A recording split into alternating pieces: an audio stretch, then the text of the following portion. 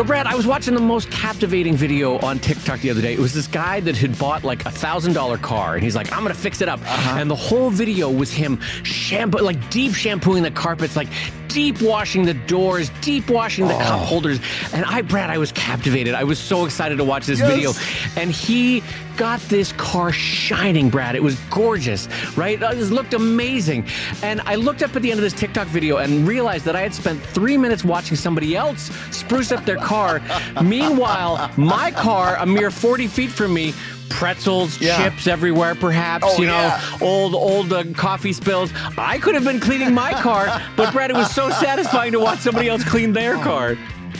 It's amazing how satisfying videos have become a thing now, because I will watch the most bizarre stuff just because it really is like a satisfying experience. I've seen the guy that cleans rugs. Have you seen that guy? Yes, the rug cleaner? Yes. And just torrents of filth coming off of these rugs. And the one that surprises me, even as I'm watching it, have you seen the person that mixes colors in silicone?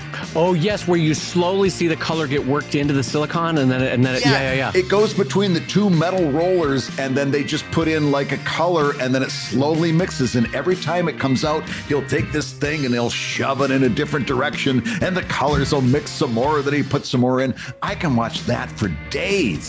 I'll be honest, another one that unnecessary. The guy that takes super green abandoned pools and brings them back to life. Have you seen this? Yes. But okay, so I'm always like fascinated because you're like, wow, he really did do a great job in that pool.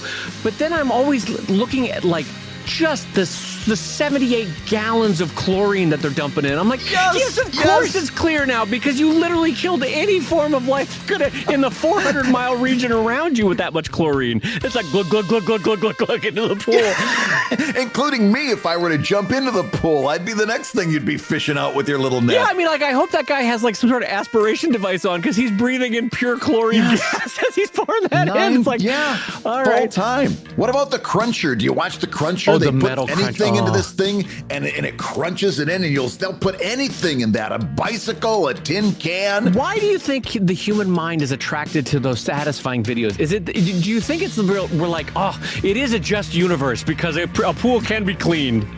Yes.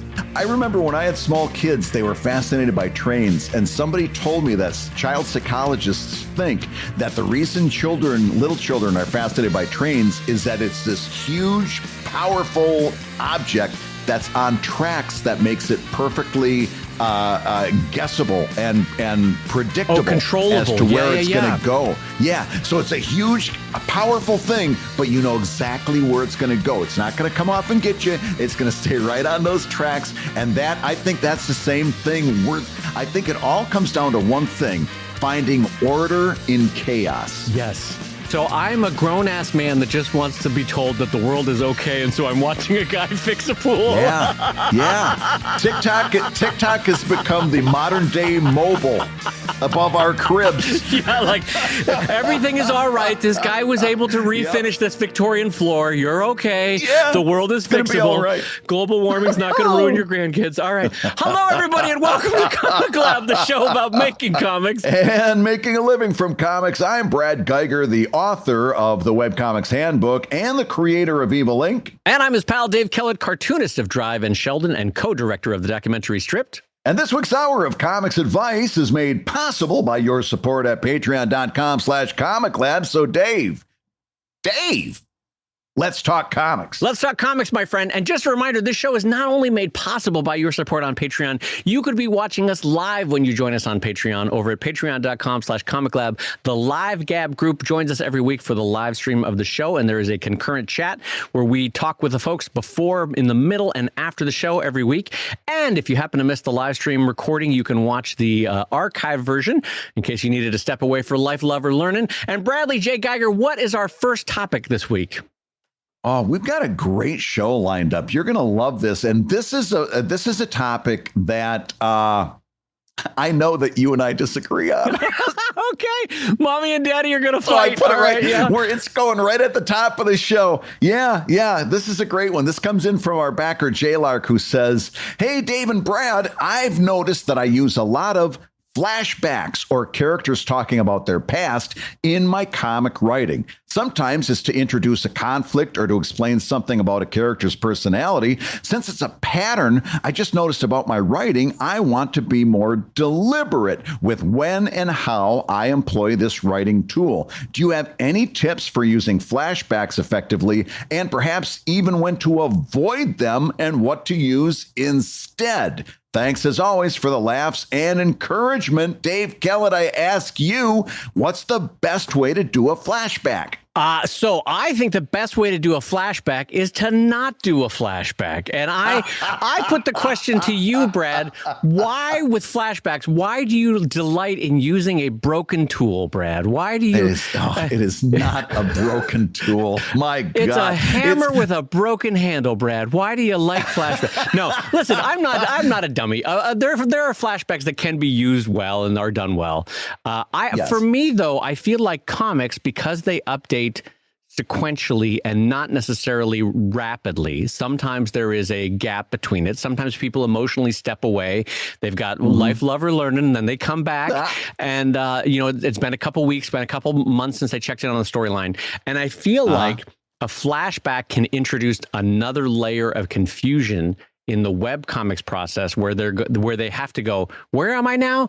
What timeline is this? Are we in the past still? I don't remember. Are we in the present? Yeah. And so for me, I just avoid it because I feel like when you're committed to a story in book form or in movie form or in TV form, there's a concrete amount of time that you're with that story.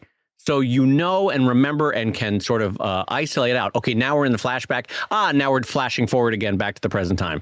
Whereas I feel like in the slower pace of webcomic delivery, that can get more confused and befuddling.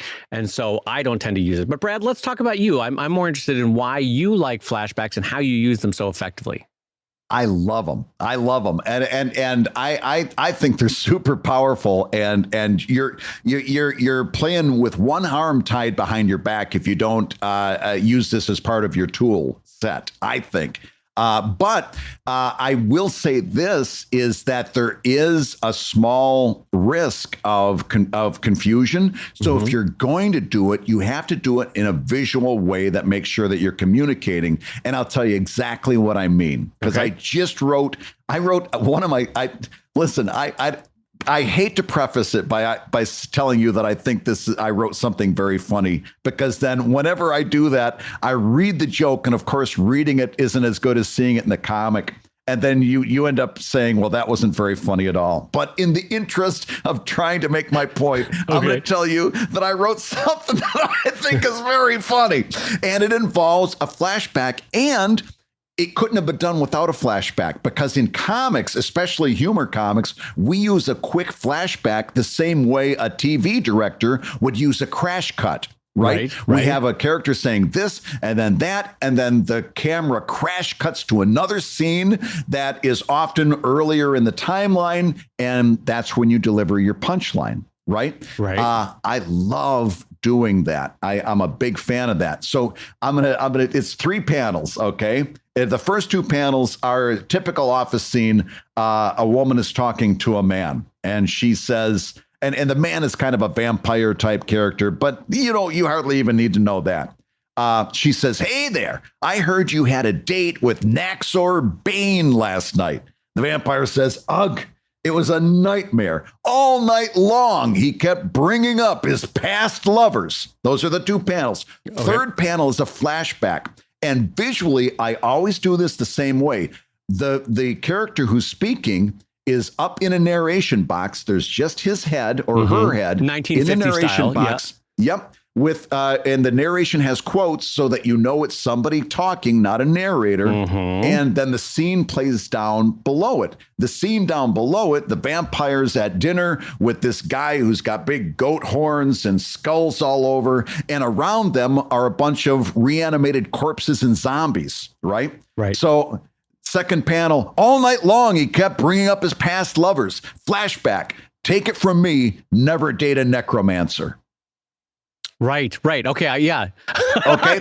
Okay. Now, first of all, I just want to clarify that you do flashbacks though sometimes where it's just the narration box, not the head, but it's a similar idea. I have seen you do that. Very seldom. You might you could go back quite a ways into my archive and find that, but right. Over the last couple of years, I've gotten downright superstitious, overcautious, obsessive about making sure that you know who's speaking in that narration box, because I never want to confuse somebody as to when this is happening. Mm-hmm. I love doing that. I think it's a super powerful tool, because also what I find is if I don't use those, I fall, especially like a quick little crash cut or a flashback. If I don't do that, I end up doing a lot of talking head stuff, a lot of pop, pop, pop, pop, pop, pop, pop, pop, pop.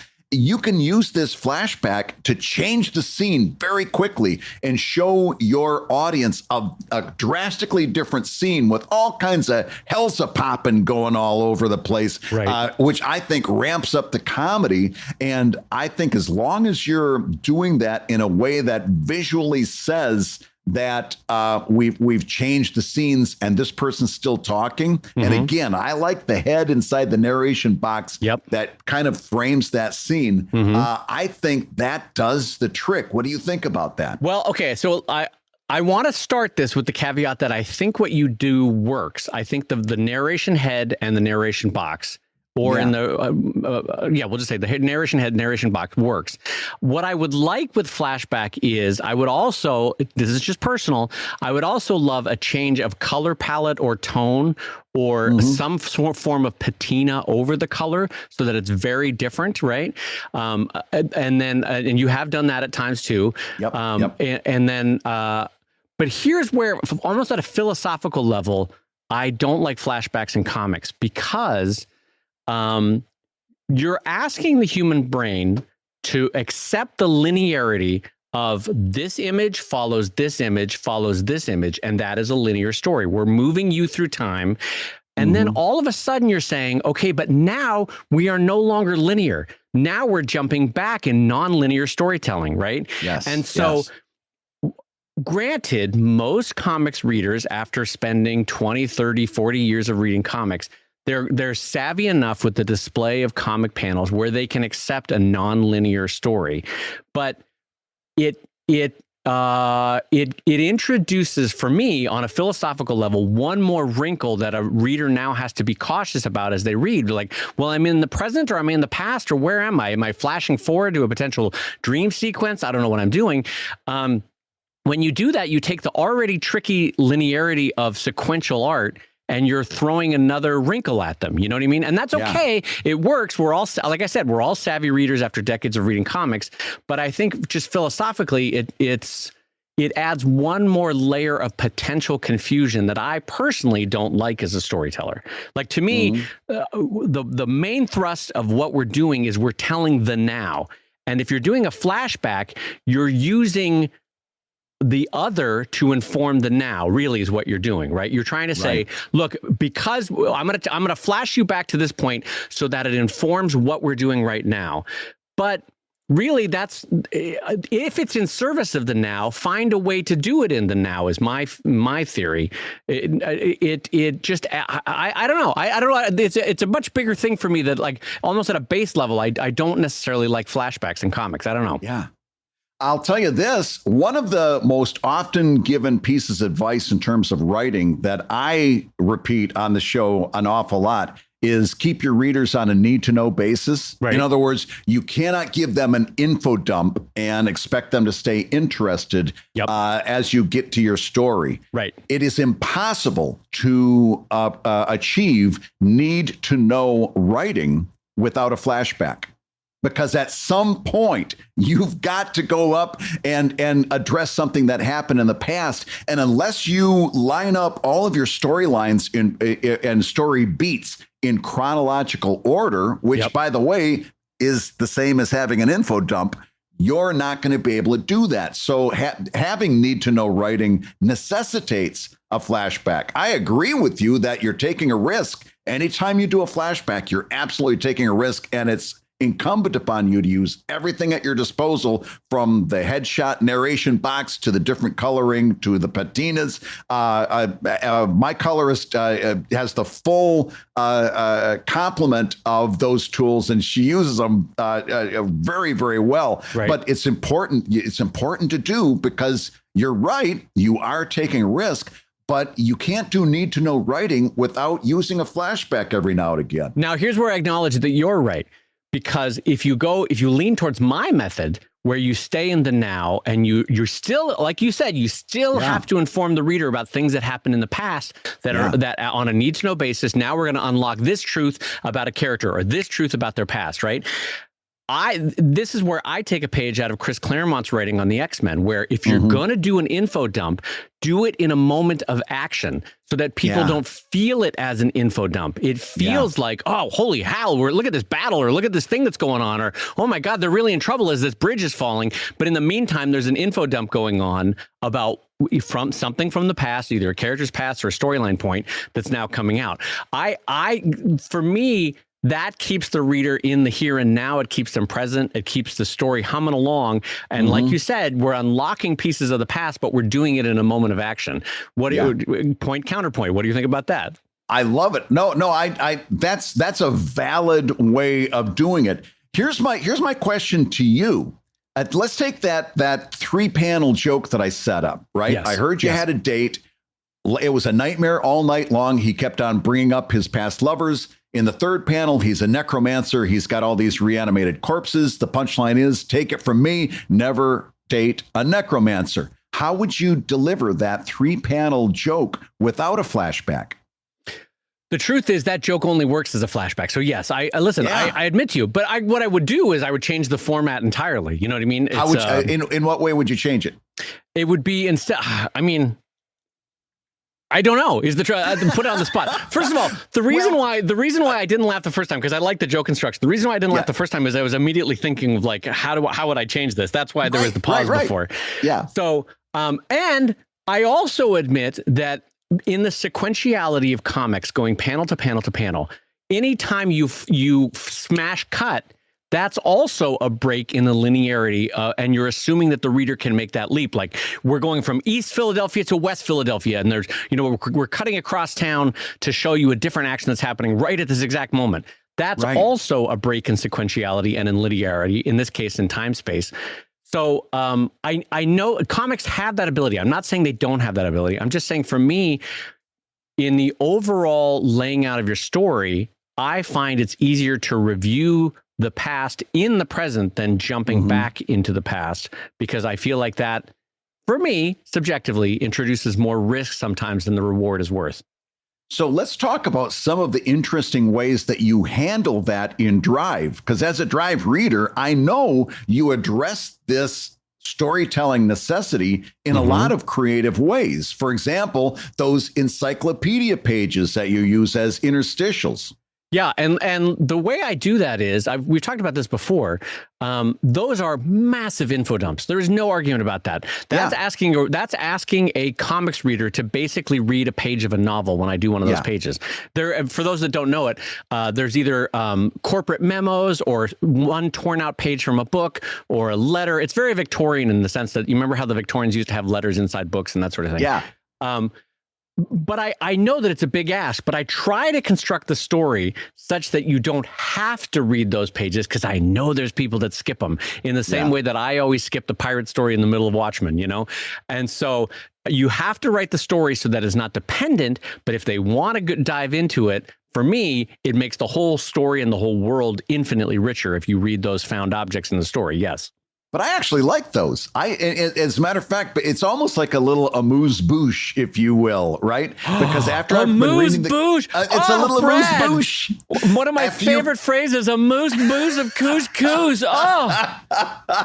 Yeah, because after you've been reading that comic for a little while, then you get something that's completely different. And you put a lot of cleverness into the presentation of the wording of those interstitials And there's tons of them. It's not just an encyclopedia page, but even if it was, encyclopedias are not necessarily dry reading. Those were, I remember reading encyclopedias, and there's a lot of fun to the presentation there. Anyway, there's a lot of ways. What I'm trying to say is, let's say that you're listening to Dave and Brad talk, and you're a little bit more on Dave's side than you are on Brad's. And by the way, this is all a writing aesthetic thing that we're talking about. There's neither one of us that's right or wrong. But if you find yourself more on Dave's side, I really want to respect the linear nature of comic storytelling. There are other options available, and all you've got to do is take a look at Drive and see a whole bunch of them right in front of you. But let's call it out for what it is. I'm breaking the linearity of my own storyline to introduce that. In a way, Brad, you could call me out and say, that's a flashback.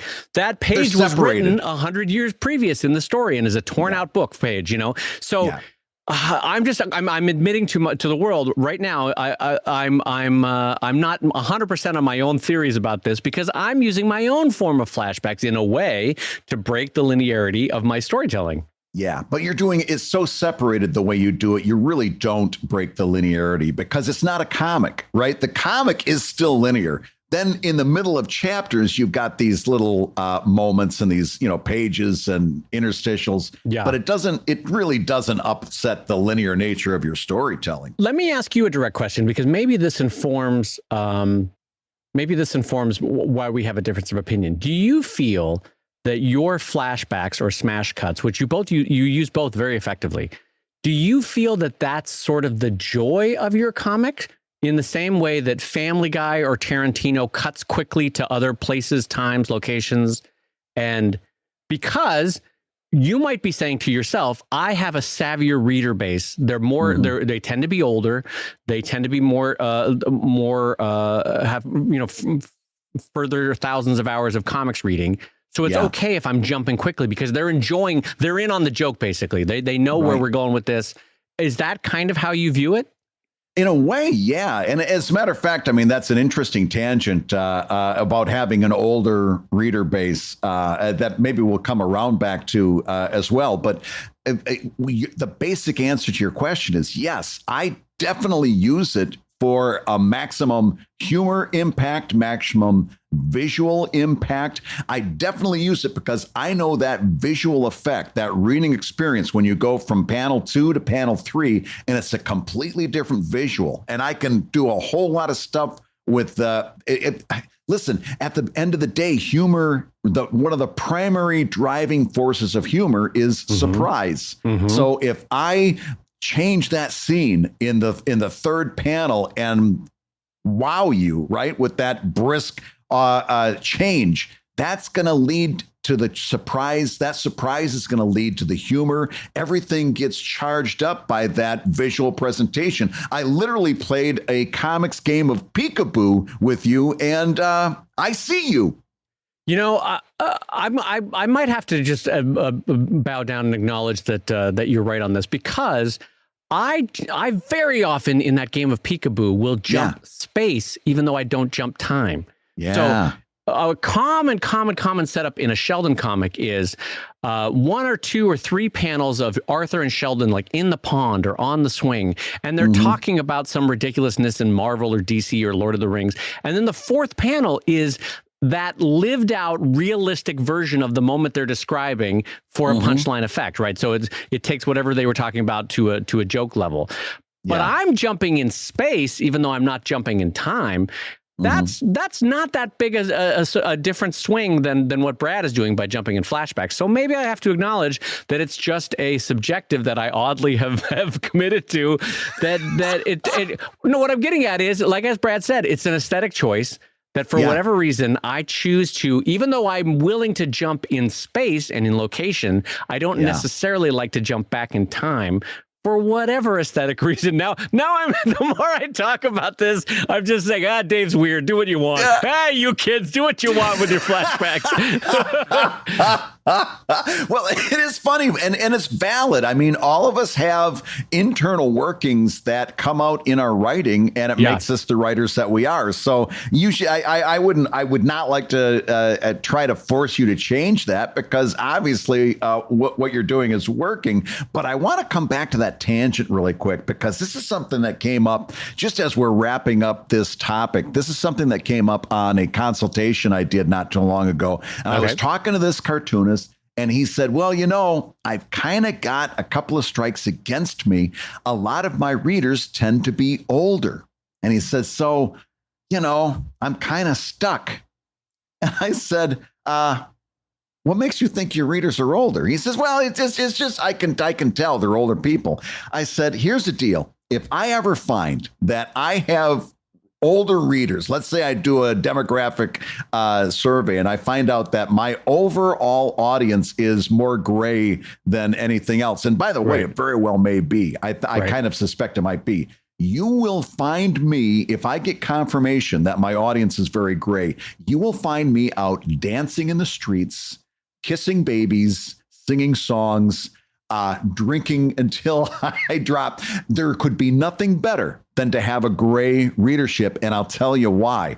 These are people with time and money, and that's what you want in an audience. I don't know what the hell it is with us as artists that we get talked into whatever we got. It's bad. And if you talk, by the way, you can talk to another artist and he'll come up and tell you, well, you know, I got 2 strikes against me. My audience base is very young. And you'll have another person that say, you know, I got 2 strikes against me. My audience base leans towards males. Or you'll get another person that says, well, I've got an audience base that leans towards female.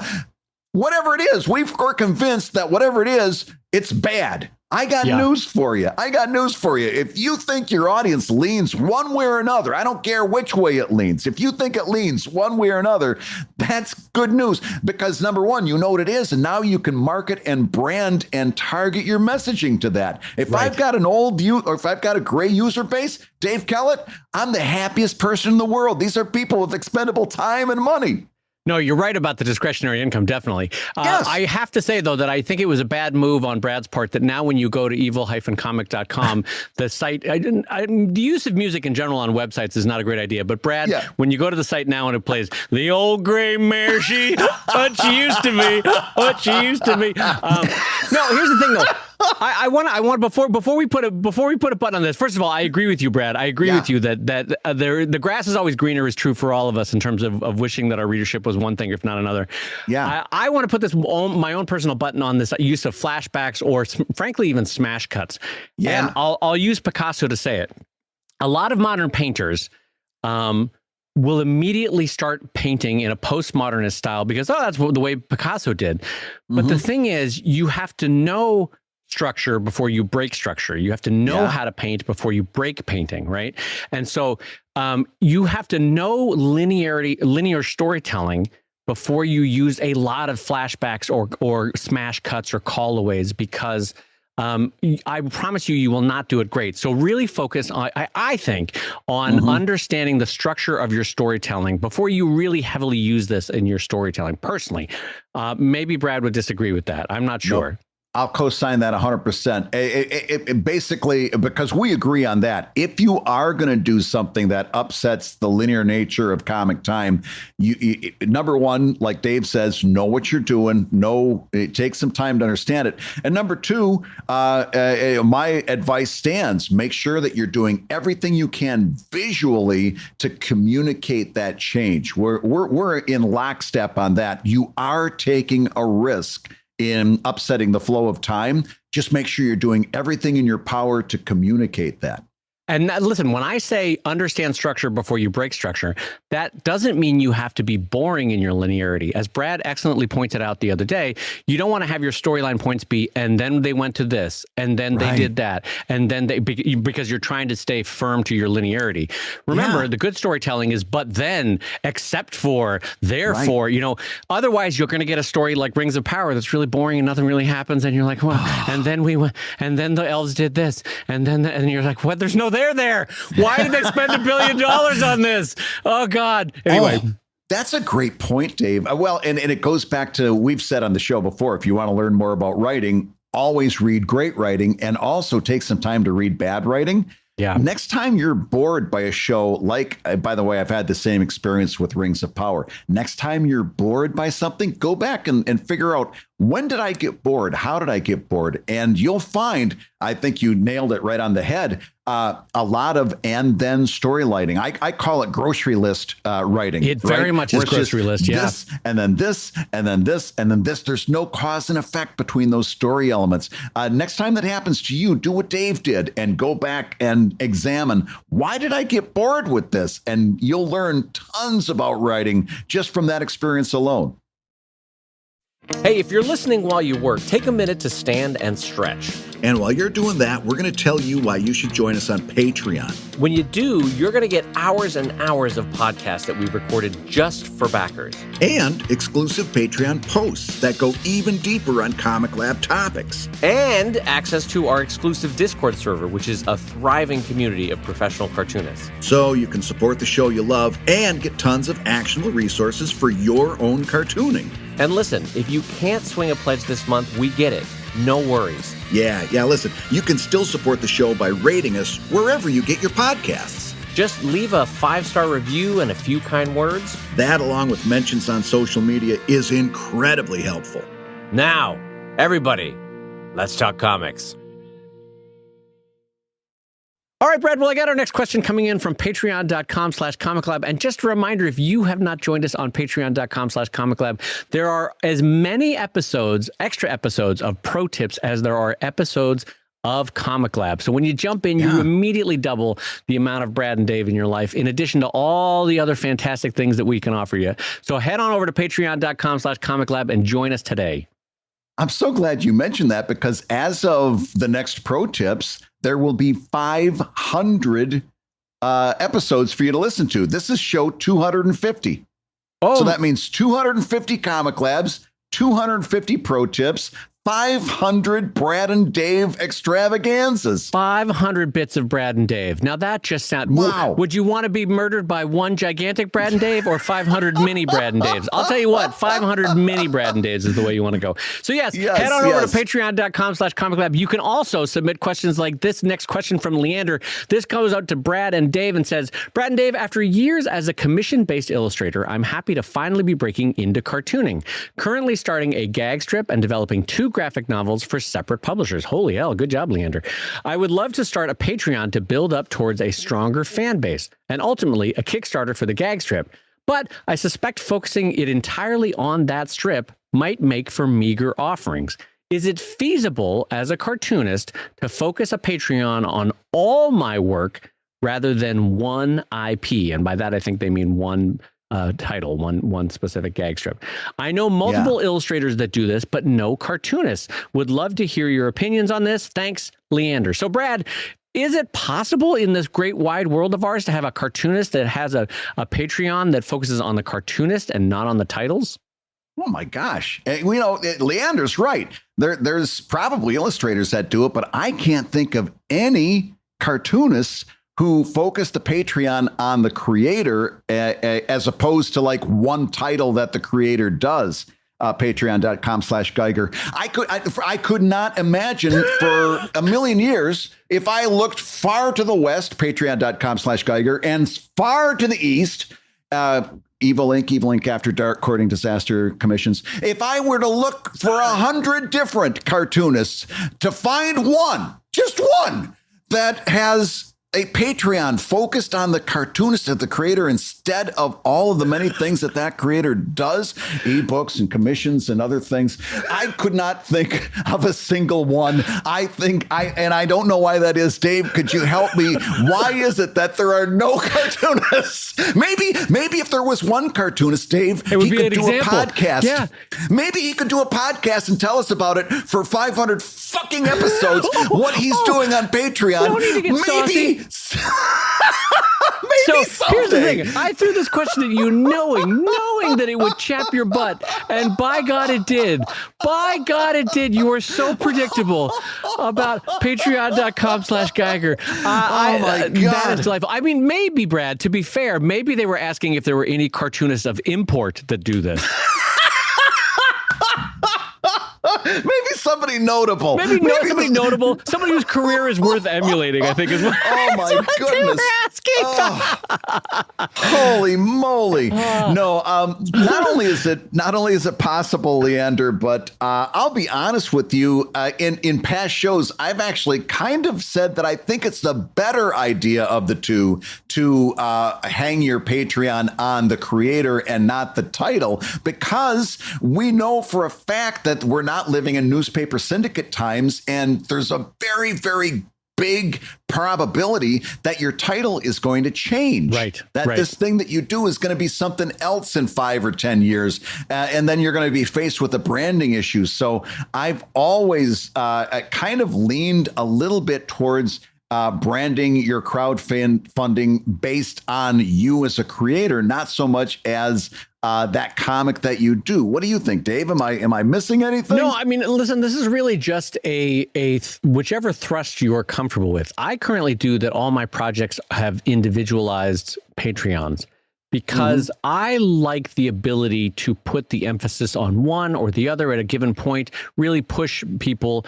And my theory, and again, it's a working theory, is that even though people might love Dave Kellett, and they read Sheldon, they read Drive, they love ComicLab, but really everybody has one thing that they lean towards, is my theory. And so I work on the idea that look, you could read all my stuff, of course, but you're probably going to love Sheldon more than Drive, or you're probably going to love Drive more than Sheldon, or you're going to love ComicLab more than Sheldon and Drive. And so I offer differing Patreons for that. But I see the value in, I could very easily have a davekellett.com and drive everybody there. For whatever reason, for psychological reasons probably, I like to be able to differentiate my marketing, differentiate my special offers that I give for patrons, differentiate my rewards and my tiers. Here's what you're physically getting in terms of ebooks or interaction or this or that. I will say, though, it also adds a complication. I have to maintain 2 separate emails for 2 separate Patreon accounts. And now with Brad, with ComicLab, we have to have a 3rd email.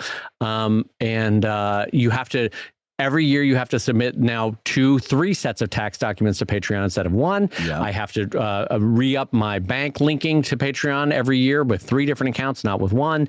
So it adds up, it adds, tricks to it. But I personally subjectively like having separated accounts, but I recognize that people like Brad or even Chris Straub or other friends of ours that have one unified Patreon, it's a totally valid way to go.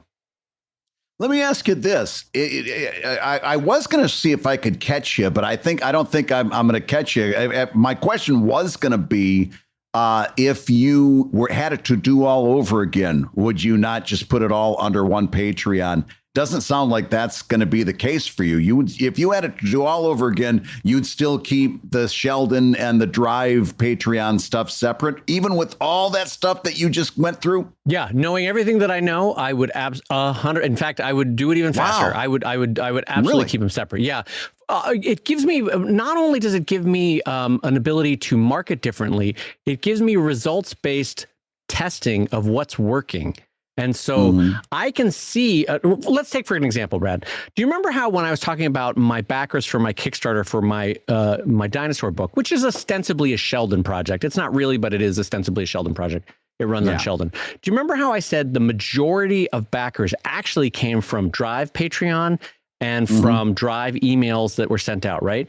It's because, frankly, there's probably a big Venn diagram crossover of Sheldon readers that are Drive readers, but they just happen to really have doubled down on their sort of investment, their payment for Drive, because that's their favorite of the two. Well, that really helps me decide what to put my time into. And slowly but surely, I have learned, I should probably put more time into Drive than into Sheldon. This story really has legs. This audience has much bigger reaction. It really has a devotional fan base. So that kind of results-based Patreon testing has been helpful to me in a way that patreon.com/Dave Kellett wouldn't have been as helpful. So let me ask you this. If we've talked about ending Sheldon around the 25-year mark, and we've kind of talked about the plans that you may end up doing that.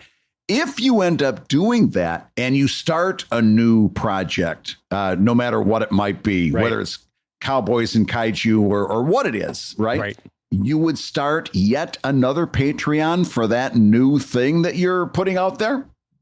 I mean, between you, me, and the wall, not right away. I don't know that anybody wants to jump in on a Patreon in a just launched comic, to be fair. But you're an established creator. You're somebody that you're a known quantity. You're not somebody that just came out of nowhere. Right. So I could say to people, hey, if you'd like to see a sci-fi fantasy cowboy comic from Dave Kellett, if you know you like Dave Kellett and you know you like sci-fi fantasy comics and you perhaps would like to see me do a Western, then jump in on the Kaiju comic, and help support that. But yes, I would keep it separate. In my ideal world, if I, sort of the next evolution of my career would be not one employee, but like 2 or 3. We've talked about this, that I probably won't do it, but it would be 2 or 3 employees in kind of a mangaka system where I'm churning out more work, and in such a case, I might have 3 or 4 or 5 titles going, and I would love to have individualized Patreons. But for you have five Patreons going on at the same time. Sure. In the same way that you would have 5 separate Kickstarters for 5 separate books, I don't personally have any problem with having individualized Patreons because it's trackable, it's actionable. Different things can be pushed at different times. Like, hey, it's been like, for example. A drive book can come out. I can get a new drive book out roughly about every 2.5, 3 years, right?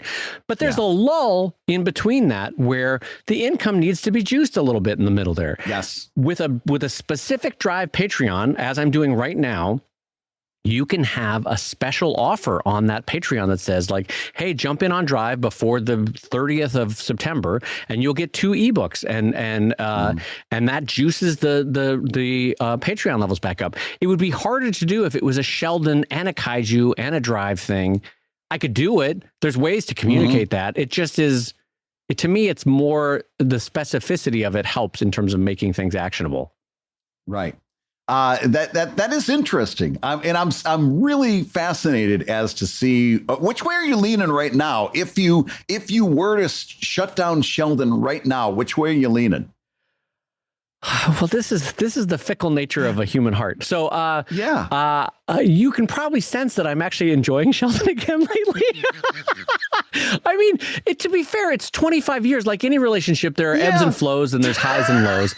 And right now, I think because I took 7 months off to make the Dinos book, coming back to Sheldon was kind of like putting on an old comfy pair of slippers again. I was like, oh, I'm enjoying this for a while. So I think the sort of peace that I've made with it is that I might keep Sheldon going, and every year and a half, 2 years, I'll just do a little side project on Sheldon and keep it going. But interesting. So you're saying, you were asking though specifically what new side project would I want to do if No. I mean, listen, if you were to launch a side project, what would it be? Would it be a Western? Would it be another corner of the Drive universe, or something that is in that structure that you've built, or would it be another wild card? It could be all at this moment, at this very moment that we're talking. I'm literally sending off the Dino book to the printer today, which is always a fun feeling.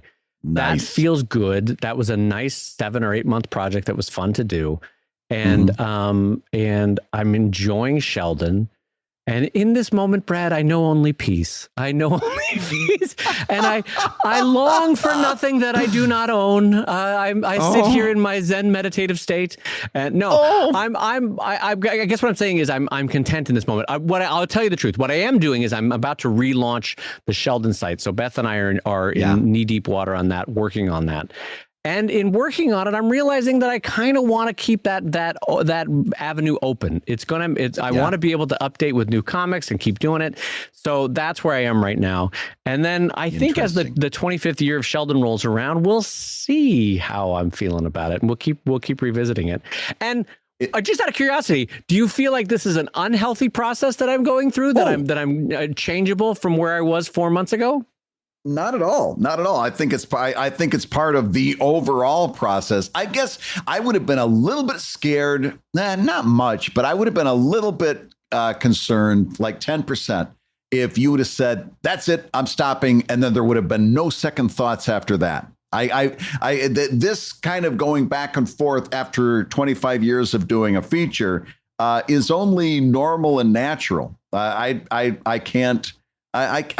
couldn't quite imagine it happening any other way, because it would be weird, wouldn't it? Yeah. If you just said, "Oh, guess what? I'm not doing Sheldon anymore. It's the first time we've ever talked about that, and I made my decision," and you just walk away. That wouldn't be like you. Yeah, it would be a little bit of like a creative psychosis if you're like, "Nope, done, dead to me. I don't want to ever touch or look at it again." You know, like I still have all sorts of remnant feelings for it. To me, it feels like this: if I'm going to make this, if I'm going to end it, I gotta really be sure, because to me, it's like starting and stopping a train.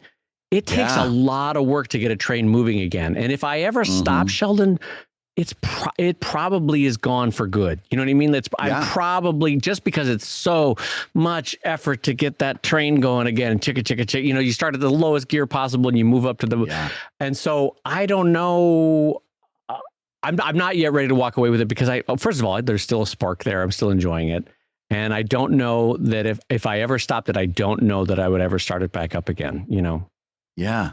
Just like in the immortal words of Michael Corleone, you tried to get out and they keep pulling you back in.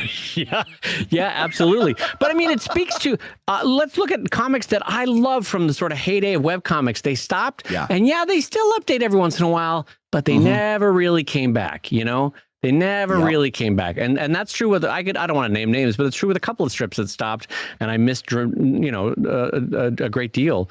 And they kind of never made it back, because it's really hard to get started again, get back in that groove again. Absolutely. Well, speaking about being in a groove, I'm in the groove to answer another Patreon question. This one coming in from Garth Graham, who says, "How do you make time to write comics while you're drawing comics?" Writing and drawing are such different phases of creation for me. And for obvious reasons, the art consumes the majority of my time. And by the way, if you've ever seen Garth's work, you can see that that's the truth. This guy can draw his butt off. Though the writing often feels painfully slow. Any tips on making time to write when I've got pages to draw? Yeah. So this is a good one, because you might say to yourself, well, I'll just write while you're drawing, like be working on dialogue. I personally, I can do it on occasion, write while I draw. But I don't know if you're like me, Brad, where if you're drawing a smiling face and then you suddenly are aware that your face is smiling, or if you're drawing a frowny face and you're suddenly aware that you are putting on a frowny face, or your physicality is different.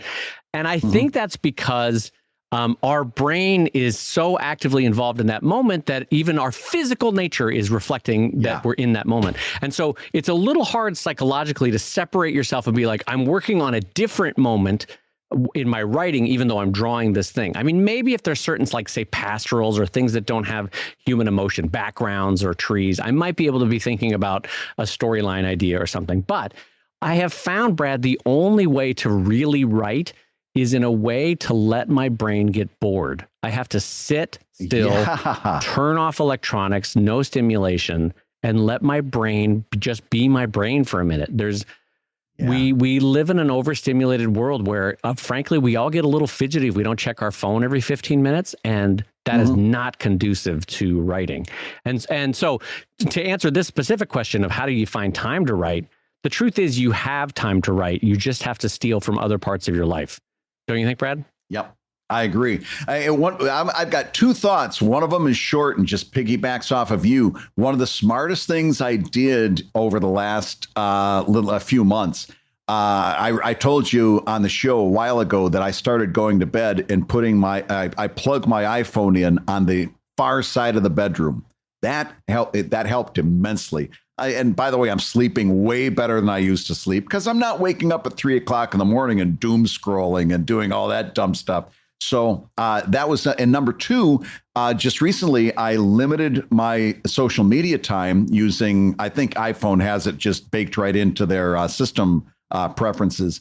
I give myself 2 hours of social media a day. And actually, I don't even use all the 2 hours. I did that, and I took Facebook and Instagram right off my phone because they were doing nothing for my life or my business.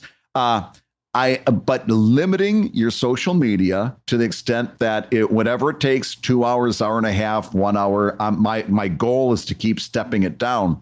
All of a sudden, you find out that you're not just blindly, mindlessly scrolling through content looking for a dopamine hit.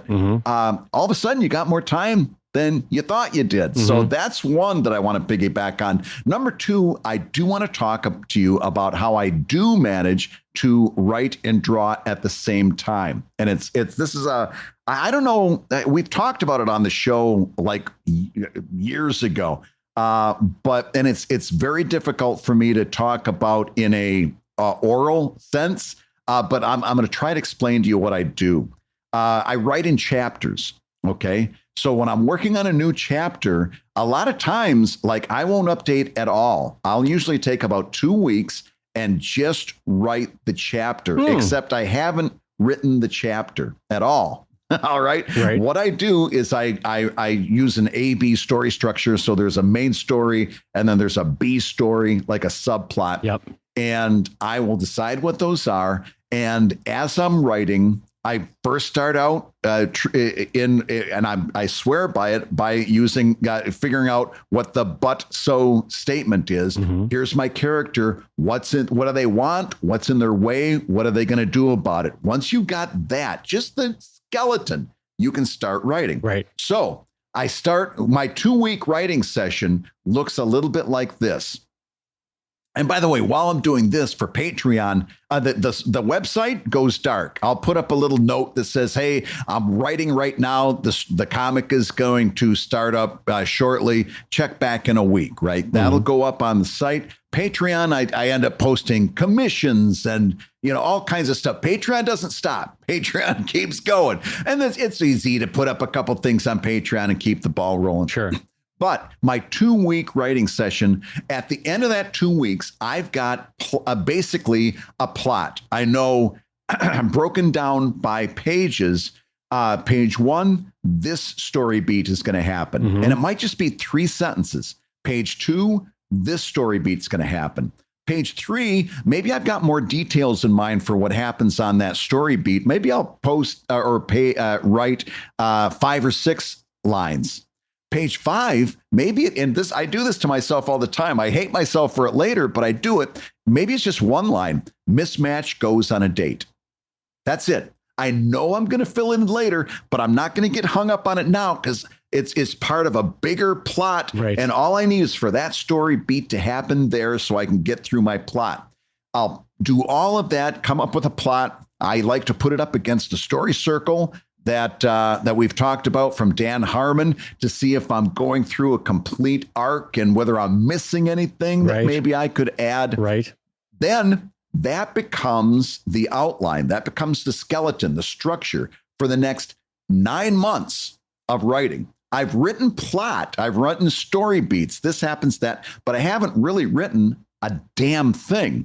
And a lot of times, I don't know which, there might be characters. I just say somebody needs to come into the office and say this thing or realize this thing. I don't know who it's going to be yet. I don't know how they're going to say it or why they're going to say it. I just know that it needs to happen. Now, once I've got that, I can go for 9 months. I haven't written shit. But I've got an outline. And so what I can do now is I can go week to week. And all I'm doing, right now, I'm writing page 3. I'm up to page 3. I did page 2 last week. I'm drawing page 2 because I wrote that. And I'm writing page 3. And now I go in, take a look. What's my story beat? Wait, can I pause you for a second? These 2 things. Yeah. So when you say you're drawing page 2 and writing page 3, are you actually pen in hand or, Wacom pen in hand? Oh, no. No, but like that's what I'm doing this week. Yesterday I did some drawing. Yeah. And then I'll do a little bit of writing tomorrow, that kind of thing. Okay. But what I'm doing is I'm not worried about making the story happen. The story is all laid out. The only question now is how do I make that story happen? Right. So if page 3, the story beat is somebody walks in and realizes that the glass is empty, right? Okay, now I just have to, who's that going to be? How are they going to write it? Sometimes I end up writing amazing scenes like that one I shared with you at the top of the show about the necromancer that I think is a very funny joke. That was not there. In fact, that was a one beat scene where the only thing that's important happens is in the last panel when somebody steps out from behind a high cabinet and reveals something that is shocking. What I can't tell you because that would be spoilers. Sure. That's the only story beat. Yeah. And I had to have her walk into the to the office. Things happen.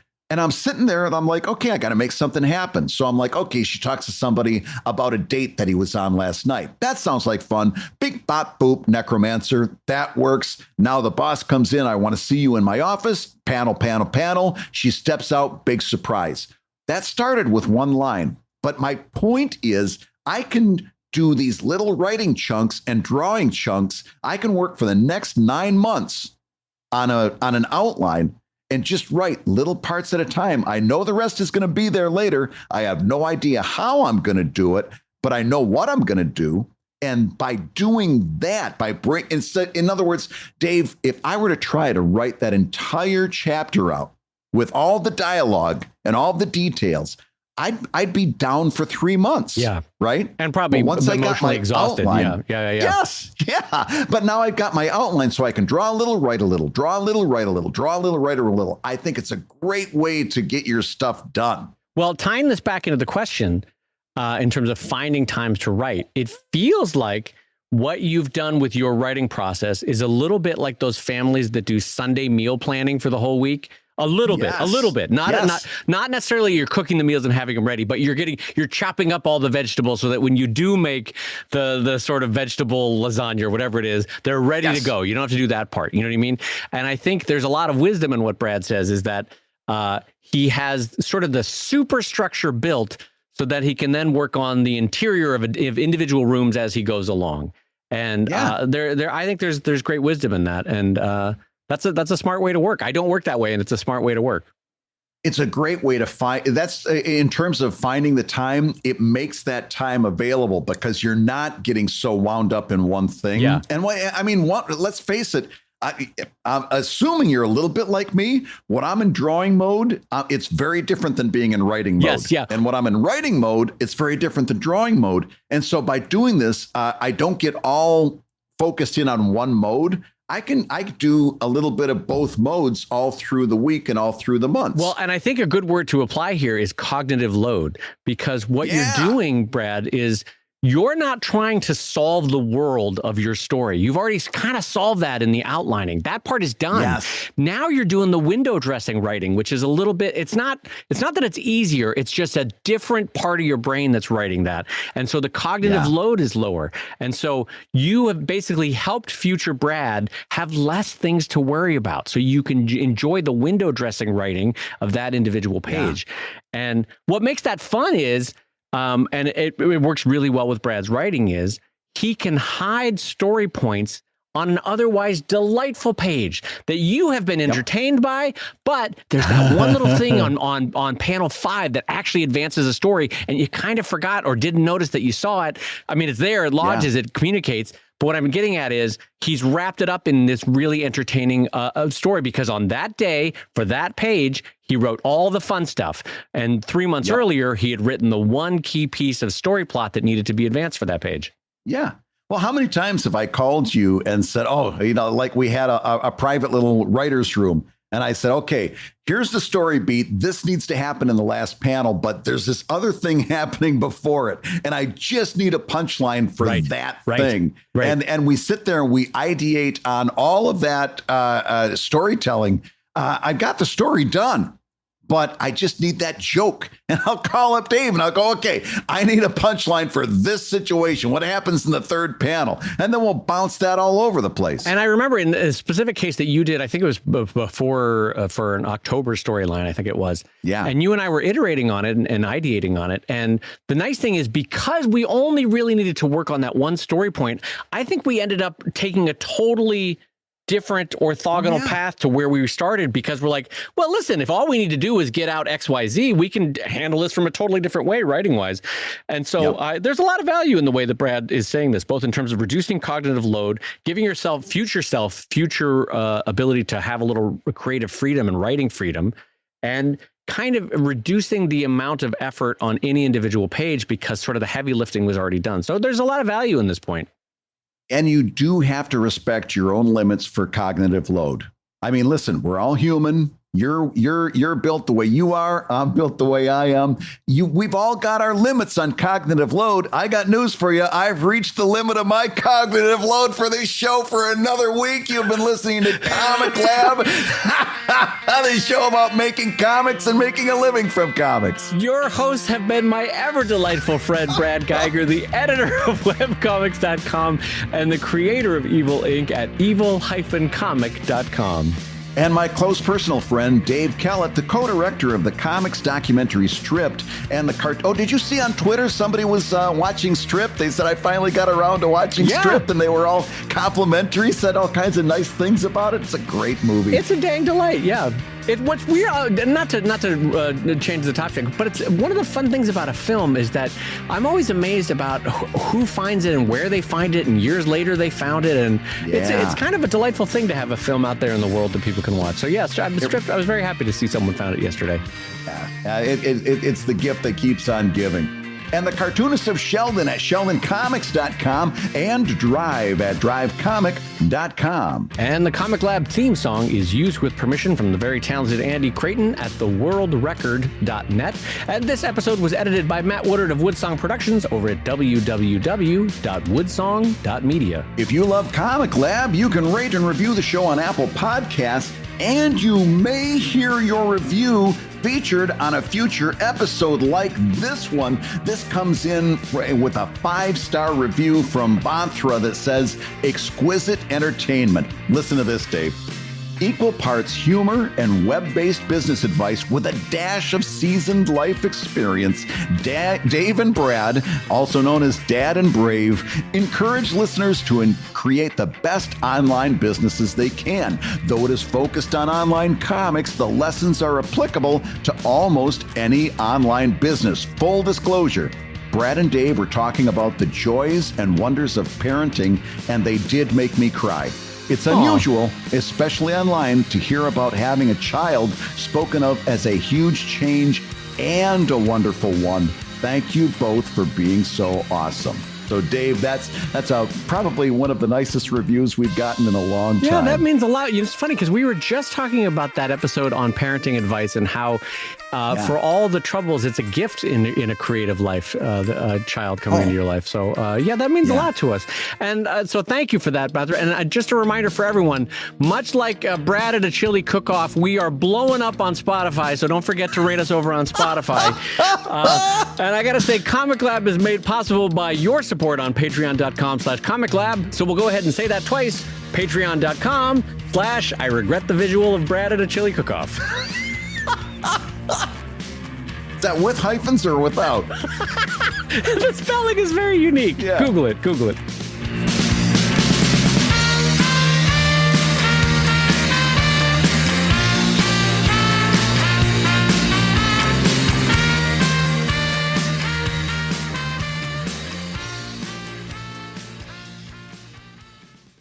Bowling videos are very satisfying, I think. Oh my God, to who is a bowling? Listen, I'm being totally honest there. That's one, usually TikTok I watch with the sound off because I just, number one, I don't want to get my headphones out and I don't want to bother the people around me. You know, you don't want to be that guy. And so I watch bowling, I watch with the sound on because everything about bowling, they go up there, they go, and and then you got that really crisp sound of the ball hitting the wooden. Yeah, the human mouth can't make that sound. It's so satisfying. Chaos. Yeah. Oh, it is so great. You can smell the oil. And the specific ping of the wood against that ball, it's very specific. Yeah.